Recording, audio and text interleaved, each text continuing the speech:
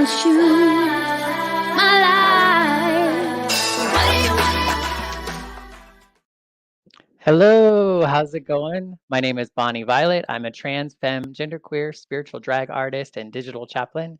And in case you don't know where you are, you have found yourself at the Idaho Drag is Divine Drag and Spirituality series with Annie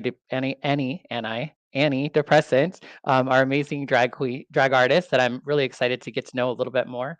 Um, for folks who've never been here before, this is kind of a interview meets a drag show. Um, feel free to ask questions and engage with us. If you're watching us live on YouTube or in Facebook, you can interact with us live. Or if you're listening to us after the fact on a podcast or watching later, do still leave comments and questions, and we'd love to hear from you. So without further ado, I'm going to go ahead and bring on our guest. Hello. Hey, how are you? Oh, good. Thank you for having me. I'm Yeah, excited. I think I've gotten used to saying antidepressant so many times that I want to put a T in there. I'm so sorry. A lot of people do. I get it all of the time, so it's totally fine. Yeah. Do you want to introduce yourself a little bit? Yeah. I mean, for those that don't know me, I used to live in Boise. I just recently moved to Seattle. And I've been doing drag in Boise for about 6 or 7 years now. I was a co-winner season 2 of BNDS, and I was a former Miss Boise Pride. A little zhuzh here and there. Yeah, a little this, a little that. that, she likes to dabble. Well, awesome. Thanks for that little introduction. And I know we're going to get into a lot more detail here in a second. Um, I usually go, really soft and I ask about childhood right off the bat. So I'd love to hear what you were taught or what your experience was around spirituality or religion as a child or young person. Yeah. For me, growing up, my parents, both my parents, had gone to two different churches, but they never really brought that home with them. And so, like, I didn't really understand anything about religion or specifically like Christianity at all until I think I was like probably in like third or fourth grade. And I had just like had a lot of questions because I had classmates that were like telling me about like the Bible and like Jesus and God. And I was like, where, what are these? I had no idea because my parents didn't really tell me anything about it. And then I had remembered I had become friends with a girl that I was pretty close with when I was younger, and her parents had found out that we weren't Mormon. And so that's really when I started asking more questions to my parents because we weren't allowed to be friends anymore, which was upsetting to, be a little kid and be like, well, why not? Like, all I Yeah. want to do is be friends with this Jesus person and then we can be friends. And I was like, okay, like that's all I wanted to do. And my parents were like, no, like that ain't pump the brakes. Mhm. I'm like, and they like explained to me a little bit more about it, but I don't think I really got like in depth into it until probably middle school when they sent me to Catholic school. Mm. And my dad grew up like in a half Catholic, half Mormon family, but he ended up picking Catholicism between the two. And then later on in life, he was like, I'm out, like deuces. Like he would Mhm. show up if I needed him to at church for me, but like he wouldn't go like receive like the sacrament or anything like that. Like he was like, I'm here to support you, but I think I'm good. Um, Mhm. which as an adult now, I understand like why my dad was the way he was Uh-huh. about that. How was it going to a Catholic school? It was really, really weird for me because I didn't feel like the rest of my classmates growing up. Like a majority of the classmates I had from middle school to high school were all cradle Catholics. Mm. And for people that don't know what that means, it's like they were baptized like immediately as babies. Like they were straight from the get-go. Their parents just immersed them into it. They went to like their confirmation probably around like second grade and like they already knew everything. So when I got like dropped in like as like a 12-year-old, like 11 or 12, Mhm. I was like, I don't know any of these these things. Like I Was it a right? Was it a co-ed school or was it like struggled. yeah? Yeah, it was a co-ed school. I went to Sacred Heart Middle School, which is like a K through 8 school. Really small, like 100 students. We all had to wear like uniforms and everything. We went to mass every single week. We had to do Ash Wednesday, the Seder meal. We did all of the like things, and I was just like Mm, so ostracized. mm, Because everyone knew that I wasn't Catholic. Everyone knew that I didn't have the knowledge. I struggled in religion classes because everybody else already knew all the stories, and I really only knew things that I had seen on television. mm. So it was very uncomfortable for me growing up. Yeah. How did you cope with that? Um, For me, I think I don't know if it's just like the people pleaser in me, or like I was really hardcore about my academics, but I threw myself into studying Mm, as much as I didn't like it because I just was like, I just want to like focus and get through this. And yeah.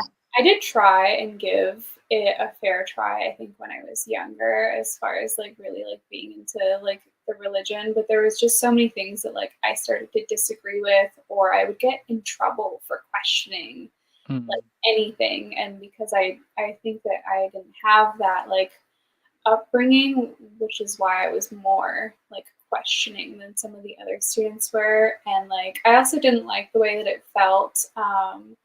To like go to mass and the way that people look at you when you go to receive a blessing instead of receiving communion is mm.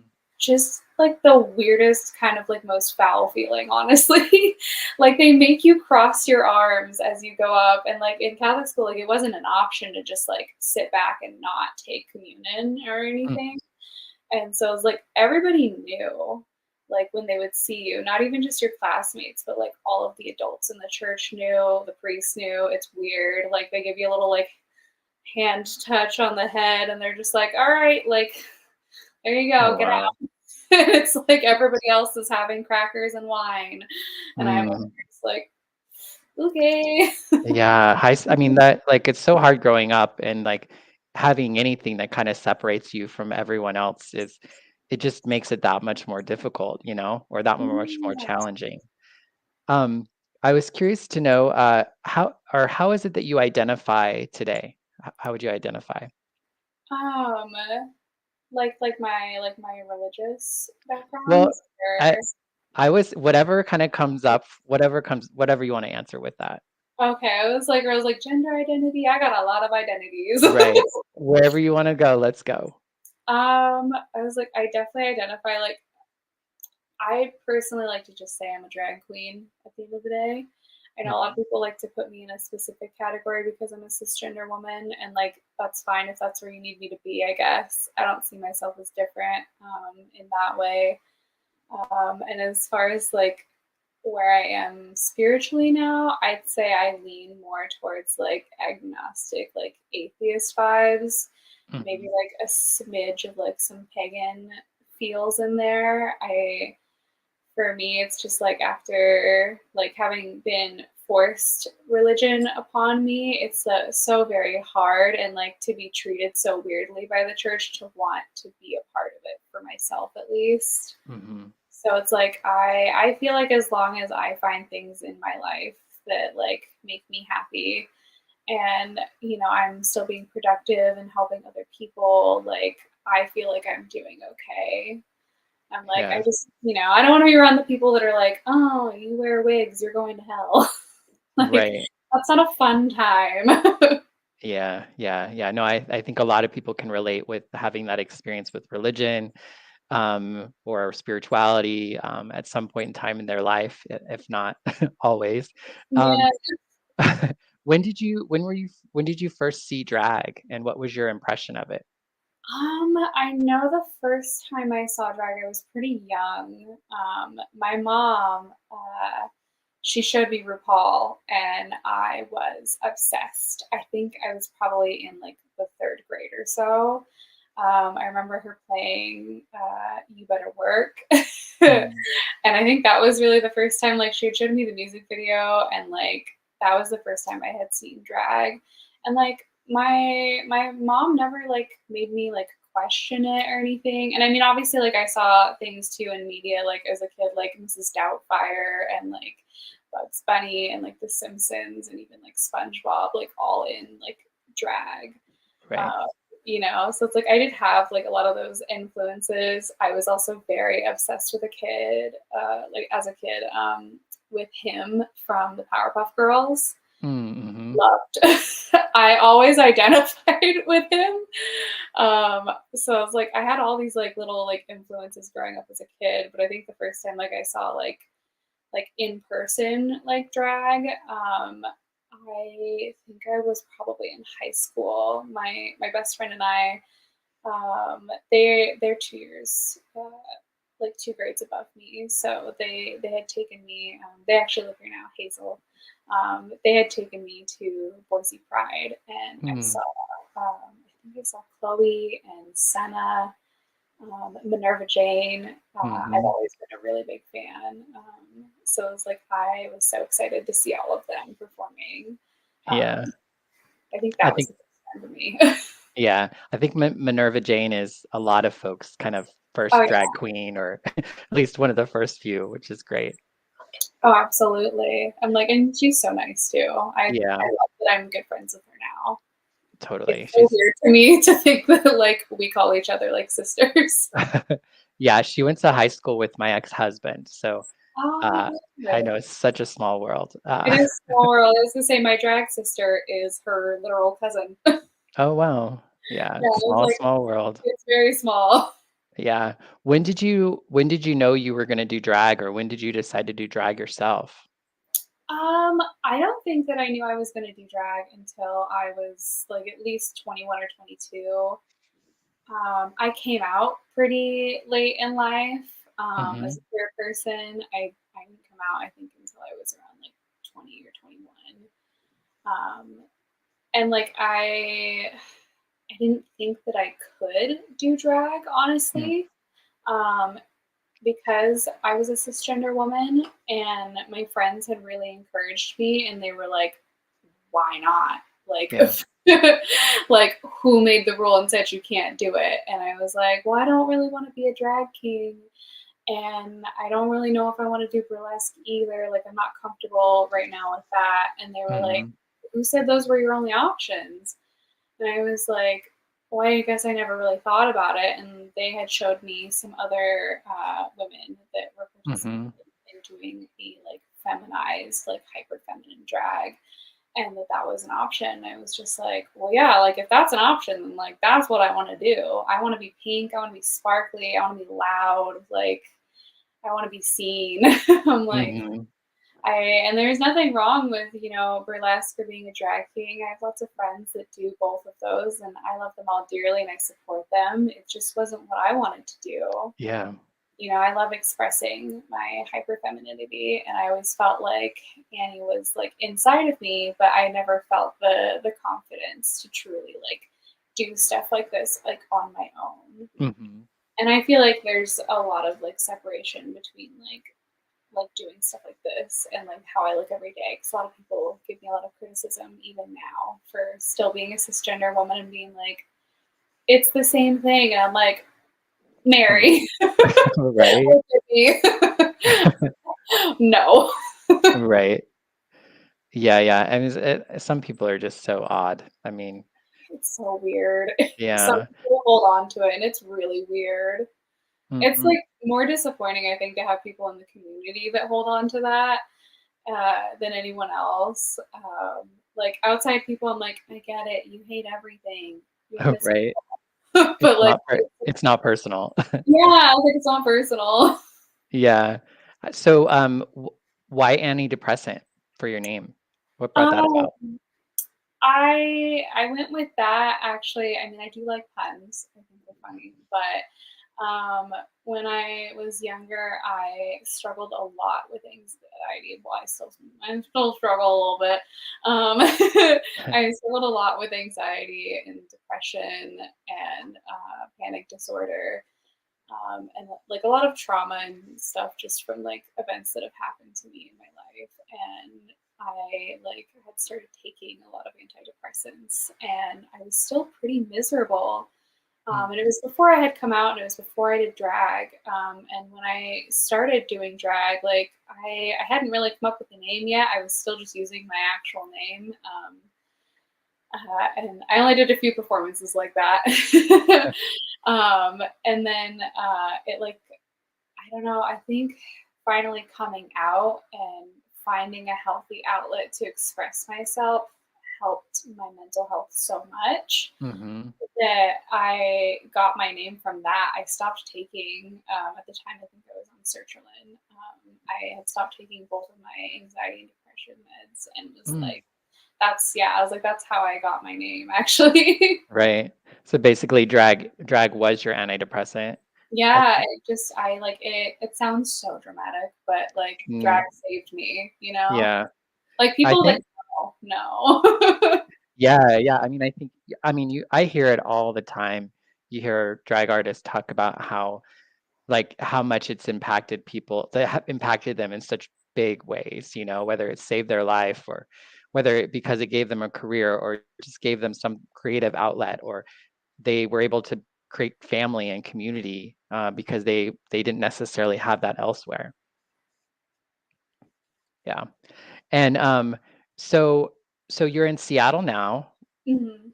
and you're doing drag out there, correct? Yes, I just had a gig on Wednesday, which honestly is so kind of cool to be able to do a weekday performance and still Mm. make like pretty good money and like have like a really amazing audience. Everyone here is so friendly. Um, like shout out to Old Witch for booking me and Lennon Bradshaw. um, Nice. very sweet people. And Cookie Couture, I would not have been able to like I think infiltrate the scene so quickly if I had not met them. I actually met the two of them back in Boise Mm. at Coronation, but I did their leather and lace show this week at a roller rink. It was super cute and super fun. Oh, fun. Were you on skates? Oh God, no, I'm not coordinated No. like that. No, oh no. Mm-mm. I also am like deathly terrified to put on like rented shoes from like bowling alleys and Mm. roller rinks because when I was in high school we rented roller skates and I ended up getting a awful like skin infection from doing Oh, wow. that. So never again will I touch any communal shoe from anyone. Yeah, yeah, I'm sure that would do it for most people. Yeah. Mm-mm. But it did get me out of a whole semester of PE, so Mm. Well, kind of good. there was that. Yeah, in Oakland, California, they have like an all drag show that's all done on wheels, like out by the water and everything. It's pretty cool. I never actually went to it, but I have a huge romance for skating for some reason. I don't know why. I was like, Old Witch came out on her skates, and I was like, I love her. She's so tall and just like magnificent, like on her skates, like wheeling around. I was like, couldn't be me, but like glad it's you. Yeah, yeah. And are you part of a drag family? Well, how has it been being a part of the community as a whole? I do have a drag family. I mean, I have lots of like, even though like people like, I would say like I'm the closest to probably like my drag sisters specifically, and like definitely like my best friend. Hazel and I have been friends since like 2009. So like Mm. we were already friends, and then we started drag around the same time. So we were like the first drag siblings, and then I've accumulated more since then. But I would say like I'm the closest with her, and like having her here is really really great. Mhm. But I feel like I'm close with like most of the community, even if we aren't like a quote unquote like house or like drag family. Yeah. I see the community as family regardless. Yeah, yeah. It's such a, I mean, it's such a, tight knit, like it's small but large. I think it's kind of a Yeah, large drag community for the size of our city, which is awesome. Oh yeah, it's Uh, definitely grown a lot, I think, since I started. Like there's so many more people than when I started. mhm. What is it that you enjoy most with drag? Oh, that's hard. I love a lot of things about drag. That's what everybody says, like, I can't just pick one. I know, I'm just like, oh god, I can never pick one of anything, to be fair. That's real. God. I think for me, I guess I'm gonna have to chalk it up to like having an outlet for self-expression and being Mm, able to deal with um, things like really hard stuff like trauma and like a lot of like emotions and stuff, and even like political events and things that are like going on. And like before I left, I think like one of my most like impactful like performances, I got to perform with Willie Munster and Tucker Wright and Otto Manic and a bunch of other people from the community, and we did a big number at Pride about Roe versus Wade. Like that was a mm, really impactful thing for all of us.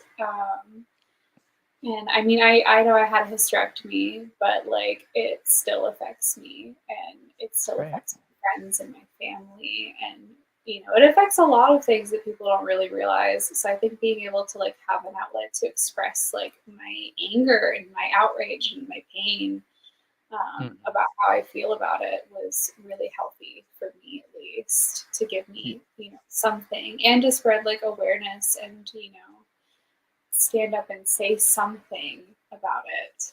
Yeah, drag is so good for that. So, so good for that. It's so good for just, I think, helping educate or like helping to pull out like emotions, even if it's just silliness and laughter, Mhm. or it is something a little bit more like, trauma healing, if you will, Oh which yeah, is no, so I've definitely made myself cry performing before. I did a few years ago. I did a tribute to my father who passed away, and like that mm, was really like healing for myself to be able to do that for him. I can And imagine. yeah, I was like, I like to do lots of stuff like that, and I also do like to do like more like funny, silly things as well. To like, I mean, it's in my name. Like, I like bringing joy to other people as well as myself. So it's really, I think, wonderful when people come up and tell me like how my work's impacted them, Mhm. and like how much it's like brought joy to other people's lives as well. Yeah.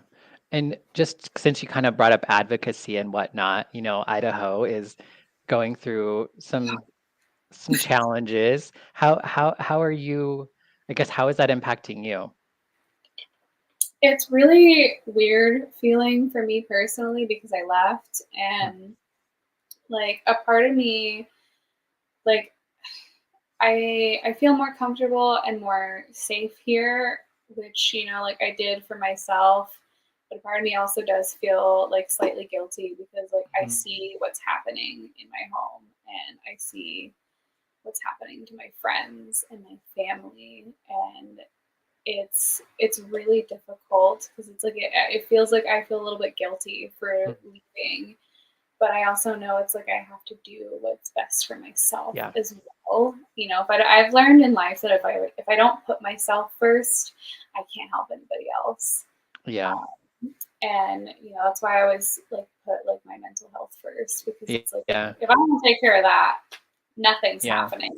Cat's Yeah. not And getting, no one's getting help. yeah, I mean, no one can fault anyone I had to leave years ago as well because I just needed to be in a different environment, in a different setting, to be able to feel safe, to be able to grow, to be able to Yeah. to just, have a different experience with life. So I totally get it. And I've kind of had that feeling at times too, of feeling like so lucky in a lot of ways to be able to get away and have a new experience, and also, sad that I left, and kind of resentful. For me, I think it's awful that we have to leave home, um, in order to be safe, in order to live, the lives that we, choose to live. And unfortunately, it's just a sad reality for a lot of folks. Yeah, no, I'm like, I've also felt that resentment. And I also feel like embarrassed a lot of the time because, like, when I meet new people here and they're like, "Oh, like where are you from?" I'm like, I don't know. Like, Mhm.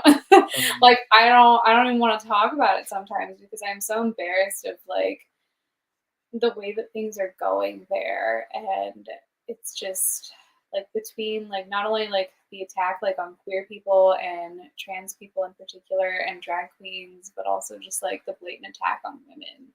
Like Mhm. I like there's genuinely not a lot of positive things that I feel about Idaho anymore, and it's kind of hurtful too, especially like growing up there and never thinking that like my home place like would turn out to be so ugly in some Yeah. ways. It's also like frustrating because it's like I think if Idaho was a much more open place like Seattle, like I don't think I would have left maybe Mhm.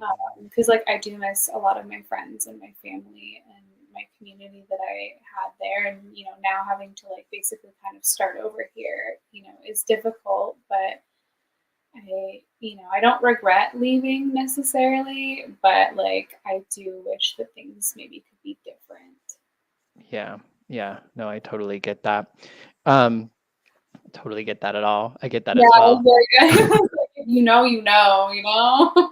Yeah, yeah. I mean, it really resonates with me, and I think it's been really difficult. I think I'm a little older than you maybe, but I left when I left like 10, 11 years ago. Since then, I've probably lost about a dozen friends to unaliving themselves or overdoses. Mhm. Um, and I think that's all reflection of like the difficulty it is to live as a trans queer person, in particular in Idaho. And I think it seems like it has changed in some ways. It seemed like people just didn't get in your business. You Yeah. might not feel comfortable or whatever, or you had to be mindful about things, but now it seems a little different. Oh yeah. No, I definitely felt a big shift in the energy back home when I was still there, like around like 2016. Like that's when I felt like a big difference between like it's like yeah, maybe people didn't like, drag and like burlesque and stuff, but like they weren't really so like vocal about it and Yeah. they just kind of like minded their own business. And like now it's a much different feeling of like I feel like absolutely threatened. Like Mm. I would not be surprised, in the least if someone showed up to a drag show back home with weapons, like Yeah. ready to just like absolutely decimate people because like that's I think where we're at now and it's horrifying and I don't want to be there for that, but I also don't want anything, to happen to like my friends and family back home either. And like Yeah. I'm like worried for a lot of them, and like sometimes dealing with that has been very difficult, and like having to like leave them behind. And Yeah. like worried that something like that's gonna happen. Yeah. It's like something you don't want to like it's like something you don't want to like dwell on, but it is like a reality, unfortunately. And it just seems more more tangible right now for Yeah, sure. it's more real. Like if like a couple years ago, if someone had told me that, I'd be like, no, that wouldn't happen here. Yeah. Like I wouldn't even think twice about it. I'm like, and now I'm like, if someone told me that happened like today, I'd be like, oh my god, Hmm. like Yeah. immediately just like, believe it. Yeah. And how has drag, if any, how has drag impacted your gender or sexuality or sexual orientation?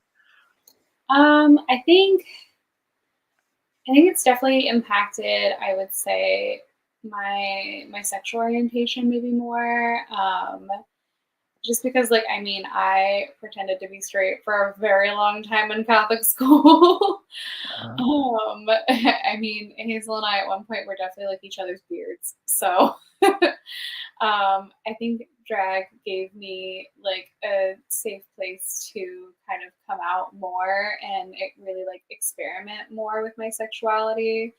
I always knew I was different. I didn't know what. I didn't mhm. really understand it when I was younger because growing up in Catholic school, like there is no talk of that. There is It's no education, none of that. Like, you don't even really get like sex education, let alone anything else. Yeah. It was, you're saving yourself for your future spouse, and we're making you write letters to them. It was very weird. And like, you're promising your virginity to God. So like, Yeah. you don't need to talk about anything else. And it was like, okay. And I feel like that's just as damaging, if not more damaging, than saying it's wrong to ... But like, because I had that experience as well, where it's like I just never. It took me a long time for me to get to me, to come to know who I was, because I wasn't, people like me weren't around me. You know, like I couldn't really see. I didn't see myself in anything, and nobody was talking about me, No. or people like me. Yeah, I was like, you weren't even an option. You were not up for discussion. And it's like, I didn't even know, like I identify like now as like demisexual and like on the asexual spectrum. And I didn't know that was an option. Like I like didn't realize there were so many options, honestly. Yeah. And so What does that mean? What does that mean for you, if you're comfortable with going in a little bit more specific on that? Because we all, you know, we all kind of I take our spin on a lot of things. So I'm just curious what it means specifically for you. Yeah, well, and like I said, like asexuality is a spectrum, so it means a lot of different things for a lot of different people. For myself, I don't really experience sexual attraction very often. It's usually like a specific person, and to me personally, I would say like I'm on the pan romantic side of things, where it's like I don't care what you have going on, as long as like I'm into your personality more so. Like I love the phrase of like hearts not parts. Like I don't care what you have going on. I just, if I like you, I like you. And I have to develop like that sort of like, I'd say, emotional connection with someone before I'd even feel any type of way about them sexually. And I'm not completely sex repulsed, but it's not necessarily like my favorite thing. Gotcha. I could go forever without it and I really wouldn't notice, to be honest. Like, it's not a big deal for me. I know some people on the spectrum are like, absolutely not, like, don't even go near me. And then other people are very like sex positive. So I'd probably say I'm more towards the middle of that spectrum. But yeah. Thank you for sharing that. Oh yeah, no, I'm very open about it, just because like I wish that someone had been open about it like when I was younger, because like I knew in middle school like something wasn't wasn't like the other girls in the class, because everybody else was like super boy crazy, and like they were all talking about like whatever like freaking Jeremy had like on for his shirt today or whatever. And over here just like, guys, we have chicken nuggets on the menu. Like, right. Who cares about Jeremy right now? Yeah, yeah. Yeah, I was like, I didn't vibe with the other girls. And then I was like, oh, that makes sense. Later on in life, I ended up reading some blogs and things like on Tumblr. And then when I got more into the community because of drag, I figured out my sexuality. And oh, I didn't just like watching women in media. I also just happened to like women and non-binary people. I was like, oh, that makes sense now. My obsession with Campbell made a lot more sense as an adult. Right, right. And that's like the goods and the challenges with like having these labels and having these identifiers, because I think they can help us find parts of ourselves and connect with parts of ourselves. I used to always say, I'm not bisexual because I'm not evolved enough. That's what I used to say, because I used to think because I was a flamboyant boy that meant I was just gay. I was just gay. And I think I kind of got stuck in that box for a while, and didn't come into my trans identity until much later, because I kind of got stuck in that box, because I was just trying to make it work, And like, I think with a lot of things, it's like, it's just a piece of us. And I think trying not to get stuck in that box and being willing to have like, because I feel like that's what drag did for me. It was like, it gave me permission to try on like different gender expressions and different ways of just expressing myself in general, which really led to my like day-to-day, like it impacted my day-to-day life as well. Yeah, no, definitely. And you had mentioned, have you ever had spirituality, religion, or your like paganism or any of that? Have you ever intertwined that with your drag? Yeah, I definitely have a couple of times. I know I've also made a lot of Catholic references in some of my drag performances before. I've definitely done a few things as demonic nuns. Mm, um, I like to poke fun at Catholicism mostly. I'd say I have done like maybe like a little bit of like adding some paganism mm. into um, some of my drag performances, And but I'd say is the poking fun to kind of cope with the hurt yeah, from it, or? it's definitely kind of coping with like the trauma of like being having like Catholicism shoved down my throat from like the age of like 12 to 18. Mhm, And just like the constant like shutting down that you get in the Catholic school system and in the church, like whenever you ask questions and just like not really being allowed to question anything, and just being told like this is just the way that things are, and like if you don't like it, like you're going to hell. like right. like why is that always the answer? And like I struggled a lot, I think, when I got to like high school, um, especially with my religious classes, because I didn't really want to take them anymore. I didn't want to do it anymore. I just wasn't into it. And like I still had to, it was still required of me.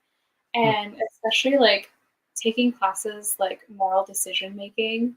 And I hated that class. I hated it so much. mm, I still don't like the teacher that I had at the time for that class. He failed me on a test because I had refused to say that gay people deserved to be damned to hell. oh wow. And that was one of the moral decisions I was supposed to make.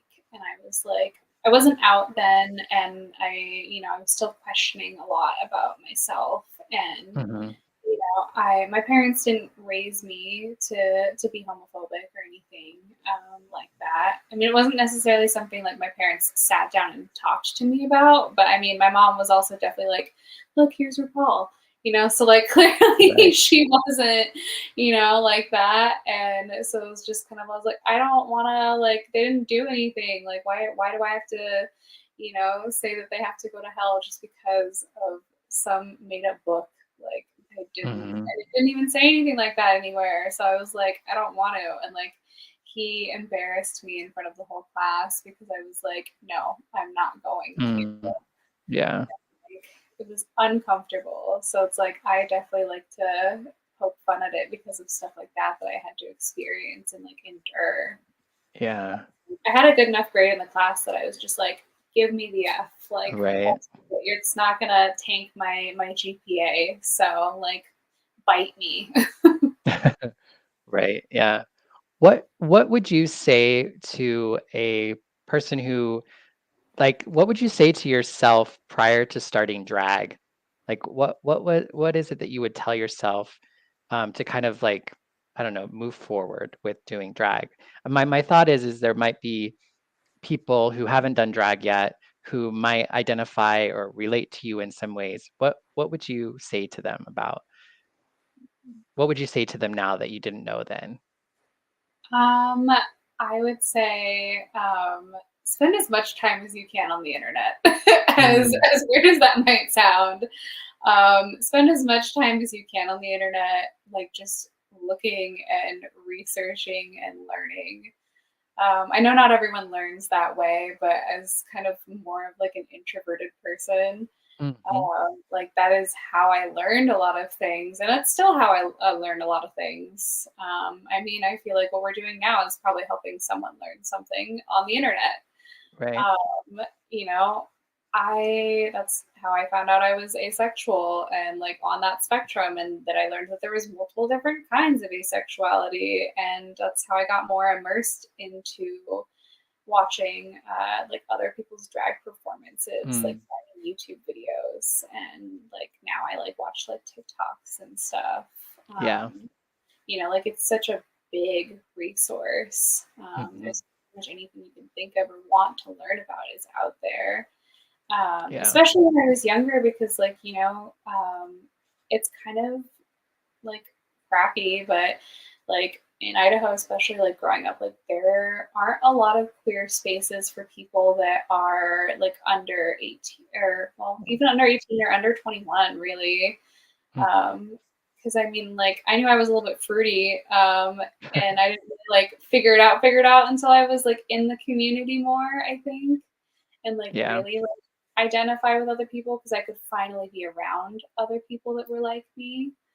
Um, and so it's like I feel like that's like the best way you can connect with other people and Mhm. you're able to be in those spaces. And I really wish we had more spaces for people back home and just in general, especially for people that are sober too.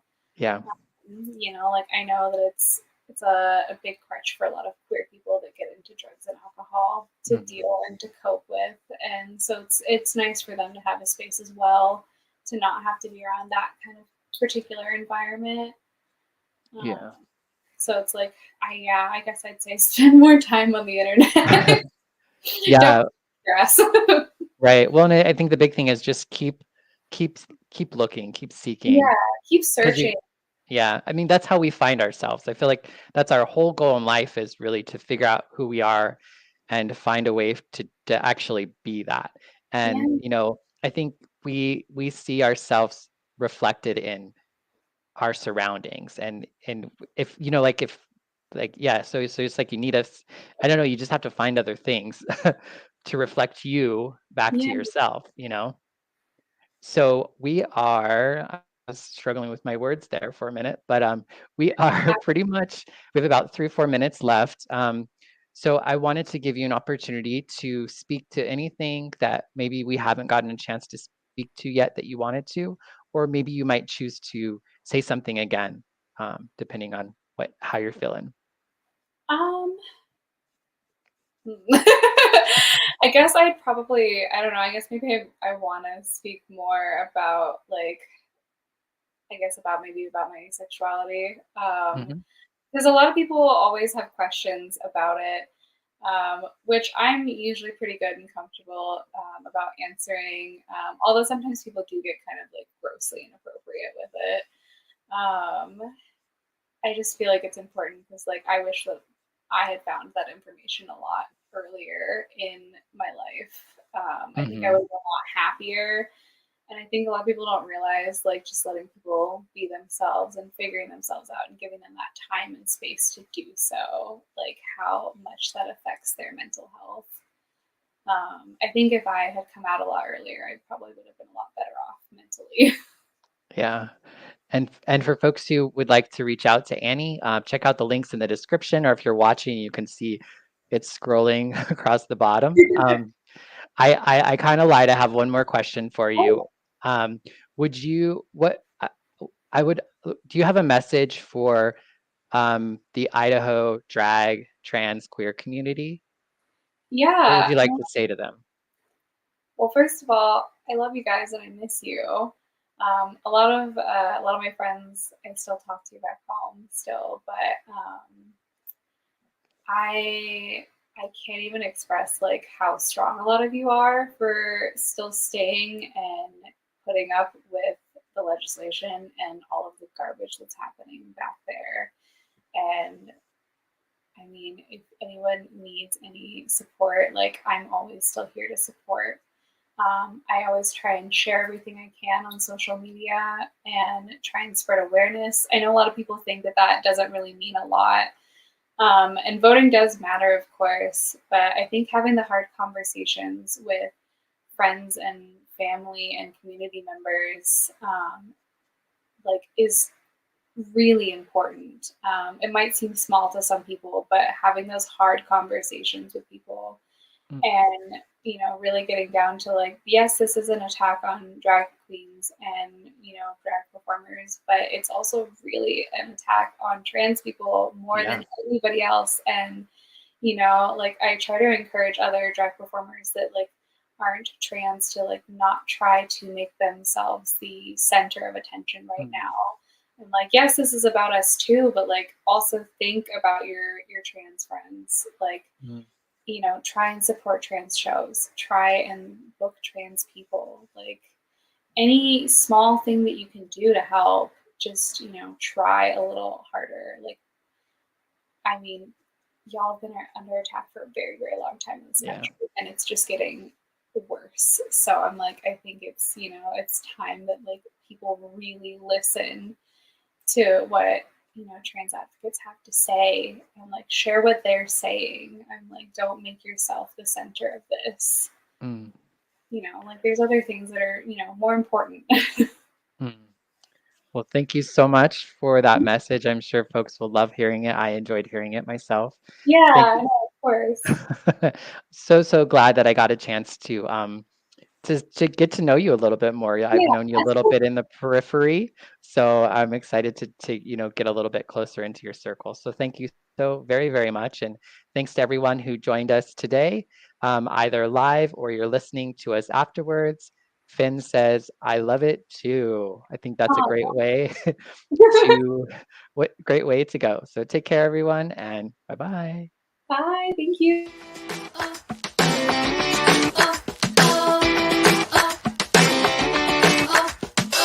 When I was having the time of my life, just felt I wasn't there. I try to hold back the evil inside, but I know it isn't fair. You didn't know I was watching. I didn't mean